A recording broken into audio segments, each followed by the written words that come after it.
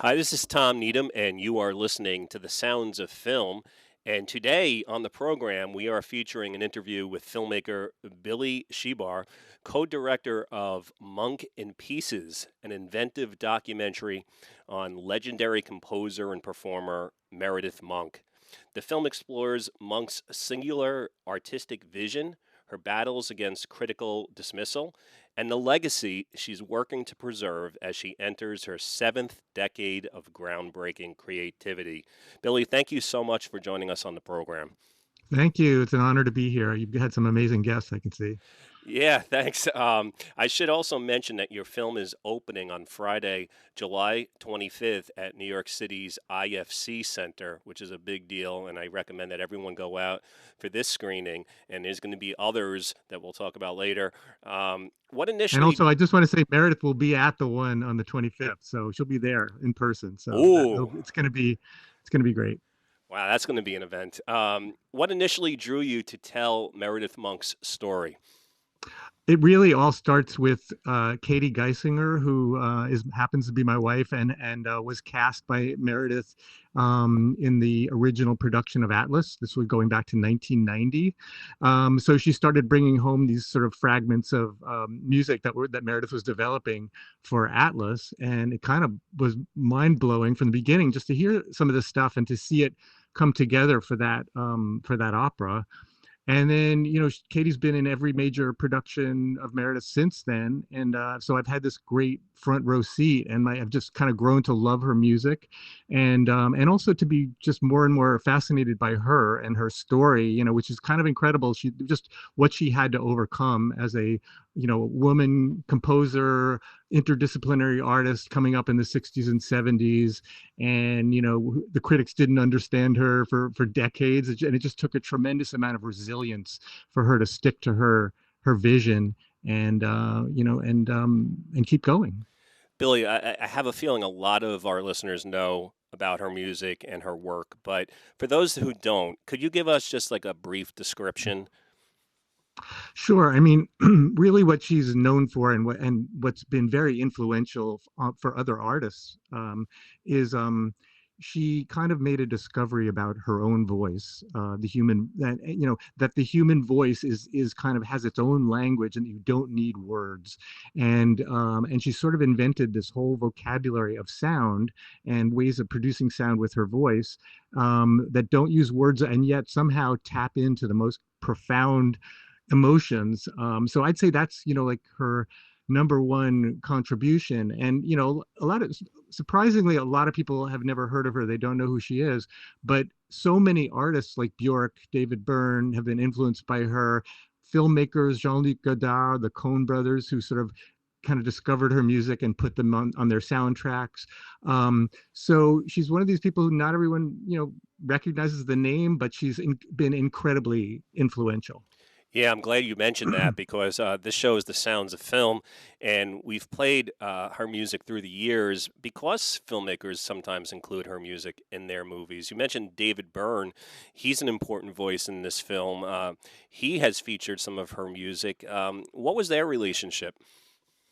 So I know that when David Byrne first came to New York, yeah, I think he came in the 70s. Meredith was already kind of making a name for herself in this downtown scene. And he told me in the interview that he just was kind of like blown away when he heard her music, that it was kind of breaking boundaries in ways that he'd, never seen before, and that it kind of, in a way, gave him the freedom, the permission, the idea that, hey, it's about much more than the words. There's a whole performative aspect that I think Meredith used that inspired him.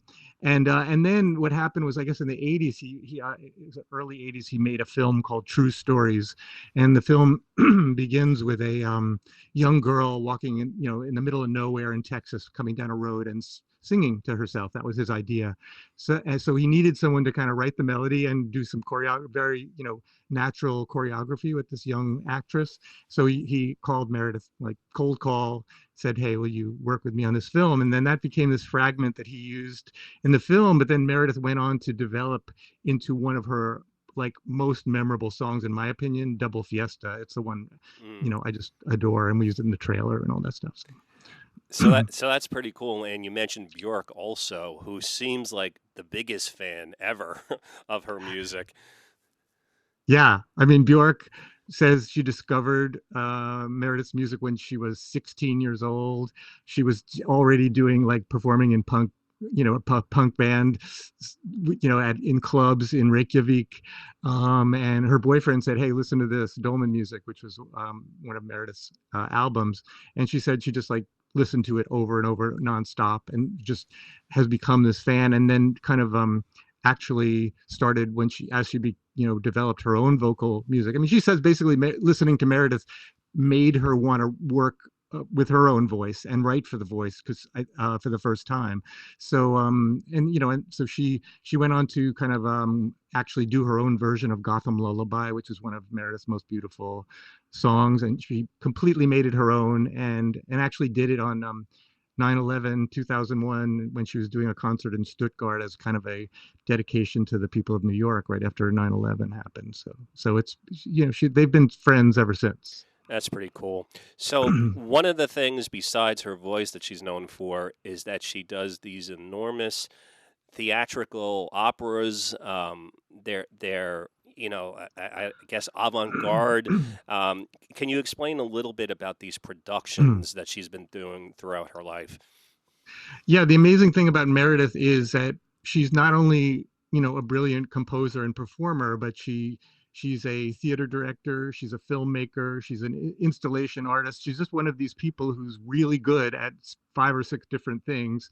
And in some ways, early on that made things even tougher because I think a lot of the critics and so on didn't know where to put her, what category to put her in, and they also maybe thought that kind of, hey, what are you really? If you're an interdisciplinary artist, you're not serious because you're not focusing on one thing. But a big part of what she does are these sort of music theater works. She's been doing them since the 70s. A lot of them are site specific, really amazing pieces that are done.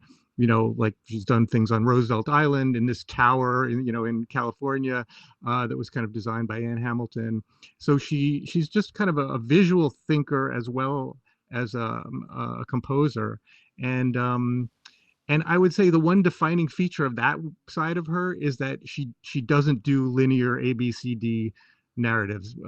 She does a mosaic structure, and that inspired me when I made the film. I just decided not to do kind of a typical biopic kind of documentary and use the same mosaic structure, which is sort of not a clear ABCD narrative. Yeah, so tell me about how you came up with this structure. Is it because you wanted to do something in the spirit of her work?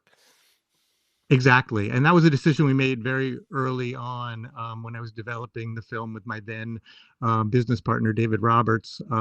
We kind of decided, we called it a concept album. And yes, the idea was, hey, it gave us the liberty to pick, gave me the liberty to pick my favorite Meredith Monk songs and my favorite visual material because it's just this vast archive of fantastic material that's been filmed over the years, and put them together in ways that kind of that kind of excited me. And and also Meredith gave me the freedom, which is very rare, to do that. She did not review rough cuts or anything like that. She really let me take a lot of liberties with the music and the visual material to sort of put them together in ways that really were compelling to me and my editor, Sabina Krayenbuhl. That's pretty incredible because it is implied in the film that when she works on these big productions, sometimes it can be hard for her to let go of the vision of it and let other people do their things. For her to be able to say to you, you have free reign. That must have been a tough sell in the beginning, but it's incredible that you were able to get that. It was a huge, huge gift because look, anybody who agrees to be the subject of a documentary film is making themselves incredibly vulnerable. I mean, it's a huge leap of faith in the filmmaker. I mean, fortunately, I've known her for 30 years because, of Katie, my wife's, performing relationship with her.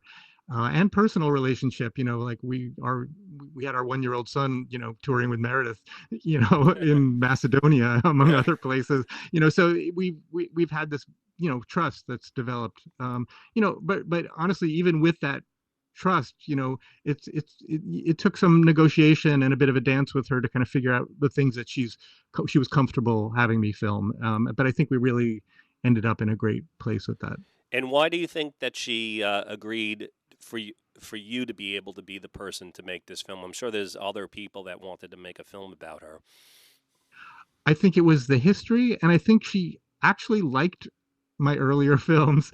Especially there was like I made a short film a couple of years ago, but just a short. It was about the Hollywood blacklist, but it was told in this sort of unusual way, which was taking the two great allegories of the blacklist period, which are On the Waterfront by Elia Kazan and High Noon, which was written and produced by Carl Foreman. And those two creators took opposite decisions. One of them named names, Kazan, and the other refused to, and they both suffered consequences. So I made this film that was kind of entirely made out of clips from those two films with voiceovers by John Turturro and Edward Norton, who agreed to do voiceovers from the memoirs of those two guys. But it was a kind of unusual approach. It used archival footage and collage of voice material in a way that Meredith really liked. So I think that helped too. I think she really liked what I did with the film.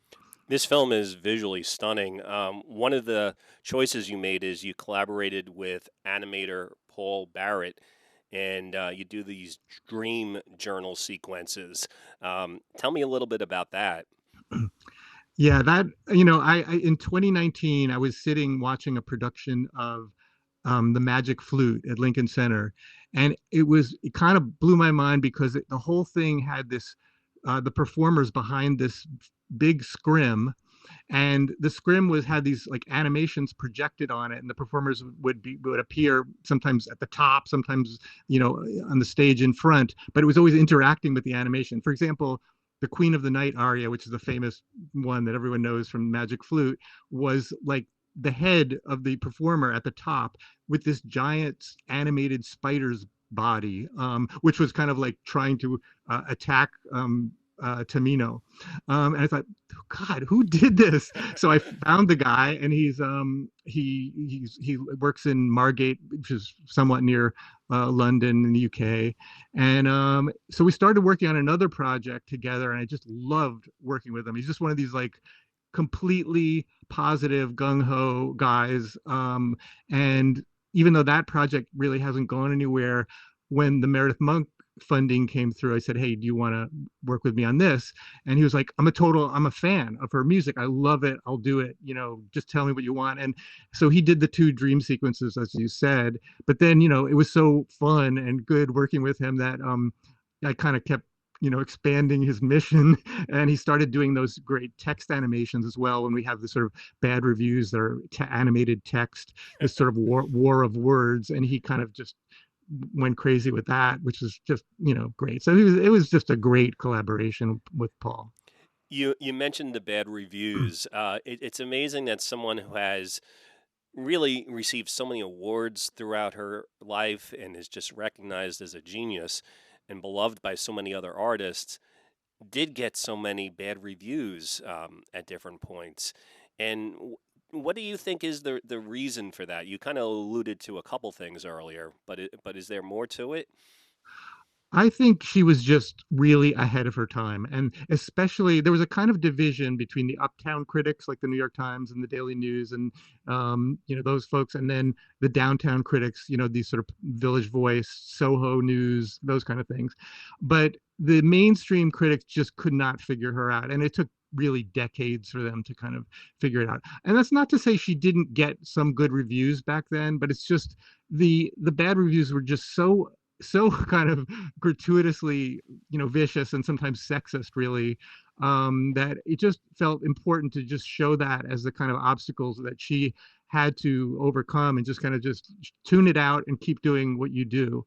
And I think gradually, as Ping Chong, her former partner and in both art and personally, said, if you just keep going and stick around long enough, eventually they have to grudgingly acknowledge you. And I think that is really true. She did finally. There was a kind of turn where people, but even now it's like it's an uphill battle. I mean, she's just so unusual that but I hope the film will change that. I think it will. You mentioned that your wife and yourself have a long-term relationship with her. What has it been like for you in terms of you're a filmmaker, um, spending your life with her? Has she inspired you throughout your life? And I know she liked your work. Yeah, I mean, the fact that she gave me the freedom and the latitude to make this film was actually a huge confidence builder for me. I mean, to have her blessing as an artist who's also a great filmmaker just meant a huge, huge amount uh, to me. And it's been completely consuming, of course, like for our entire family. We have our son Miles. So Katie's like having to sit with me and obsess over the music editing in the film. So because honestly, we didn't let one music edit go, Yeah. unexamined. And then then she has to spends hours with me on that, and then goes to into a rehearsal with Meredith. So she's completely absorbed. And then our son Miles, who's this sort of voiceover artist slash assistant editor slash tech guru, he just does so much for me, has been working with me on the film for the last year and a half. So it's been a completely taken over our family, honestly. Wow. uh, It's a family affair. it So, is. you're really lucky to get the music rights to her music. That can be one of the most troublesome things when people are trying to make documentaries. And as you already mentioned, to be so careful to make sure that you're using the music in a creative, good fashion must have been a real challenge. Can you talk about like how you just show the music, but then also incorporate it into the film as well?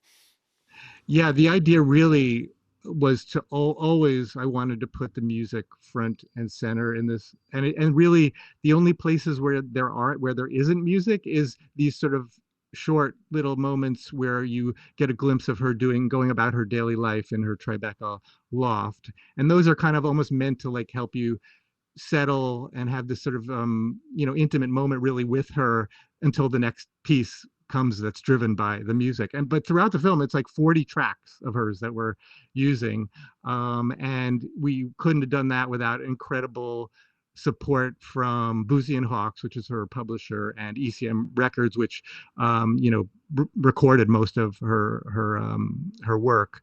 So yeah, and but and it's no joke what I was saying about the obsessing over the music edits. You probably know that in most documentaries, if somebody's talking or there's voiceover, people don't really sweat the music edits. But even the ones that were buried under voiceover, I was spending hours with Katie getting it so that the downbeat is preserved, and and Yeah. it's a tasteful edit, and all that stuff. So And I appreciate that because that's the kind of stuff I live for, and you could sense it in this movie. It just flows beautifully, and the music is just set like centerpiece, at all moments. Except as you pointed out, those few moments where you show her alone and there's no music, and it really gets your attention. That there's no music because at other points you're kind of just like like almost in a dream, like following along. But when you get to those points where there's no music and she's alone, it's pretty striking. Um, Almost, I wouldn't say sad. Like I wasn't sure what exactly to feel, but it's strange to see her alone and not hear anything. yeah, I mean, I think you're right. Some of those scenes do feel there's a sort of melancholy aspect to them, especially as you learn about the loss of her last partner, and then the turtle and all these things. Right. But yes, yes, yeah, and that those scenes were inspired in part by, I had just sort of discovered Chantal Ackerman's work, where she kind of puts the camera in a good place and just sort of keeps a locked off shot, and you're just watching somebody do something very simple in their kitchen or whatever. So we really ran with that. One of my cinematographers, Jeff Hutchins, who had a photography background and really helped me kind of do beautiful compositions for those scenes. And actually, what we did with the sound is also kind of inspired by Chantal Ackerman, which is even though the camera's at some distance, we really pumped the close-up sound, like the sounds of her, the kettle whistling or Mm. sort of, dumping out the garbage or whatever, because it gives the sound of a more kind of like subjective feeling. So I'm really happy with how those came out. And then, of course, there was the only scene where we did bring in music. The only one of those was the very last one, where she's eating breakfast in her kitchen. And that's kind of also where I saved one of her most plaintive kind of pieces, which is Do You Be, which is really, I mean, that's a piece that's inspired so many people. And I thought, okay, this last one, I'm going to actually put music in. So. Well, very nice job. I would imagine that you have lots of favorite movies that you've watched through the years. Are there any classic films that you were thinking about as you were making this one? Well, besides the Chantal Ackerman, like Jean Dielman was one, and then Letters from Home was another. But um, the one, of course, was 32 short films about Glenn Gould, which I saw when it came out, in I think it was maybe early 90s. I'm not 100% sure, but it's a story told in pieces, and I adored it. It's a very different film, but it was definitely one of the inspirations about choosing this sort of mosaic approach. So those would be two that I really loved. I love Pina by Wim Wenders, although again, that's a completely different film, but I kind of found it a beautiful love letter to an artist, a very original artist like Pina Bausch. So yeah, those are a few. You get into some heavy themes in the movie. Obviously, mortality is one of them. What were you trying to say about mortality? Well, I think mostly, specifically with Meredith's story, the big question that she's wrestling with right now is, for 60 years, she's been the, composer, director, lead performer, designer of everything she's done. And that's getting, she's 82 now. That's getting a bit more challenging. And so the question becomes, how does this work go on now, but more important, when she's gone? And she's constantly asking herself that question: how is this going to go on without me?